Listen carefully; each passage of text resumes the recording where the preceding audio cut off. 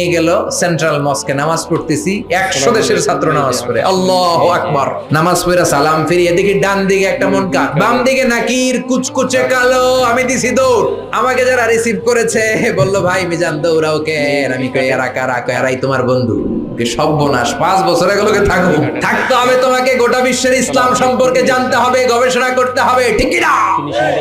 মিশতে শুরু করলাম কালোদের সাথে, কুচকুচে কালো, অনেক লম্বা, চুলগুলো এরকম গুটি গুটি হয়ে থাকে আর গুটি গুটি হয়ে থাকে। আজীবন খবরে দেখতাম, ওই যে নেলসন ম্যান্ডেলারে দেখতাম খবরে, এটিএন বাংলার খবরে দেখা যেত আফ্রিকার মানুষ। এবার সরাসরি দেখতেছি এই ফাত্তা আমার পাশের রুমে থাকতো, তার পাশে থাকতো চাইনিজ, এরপরে পাকিস্তানি। এই ফাত্তা আমার রুমে ছিল ফ্রিজ, ওর রুমে ফ্রিজ নাই। ও পানি নেওয়ার জন্য, ঠান্ডা পানি নেওয়ার জন্য আমার রুমে আসতো। আমি ভয়ে ভয়ে ওর বোতল লয়ে দরজা আটকে দিতাম। প্রথম দিকের কথা, ভয় পেতাম কিনা কি হয়। পরে দেখি না, মাশাআল্লাহ, কলিজাটা আকাশের মতো উদার।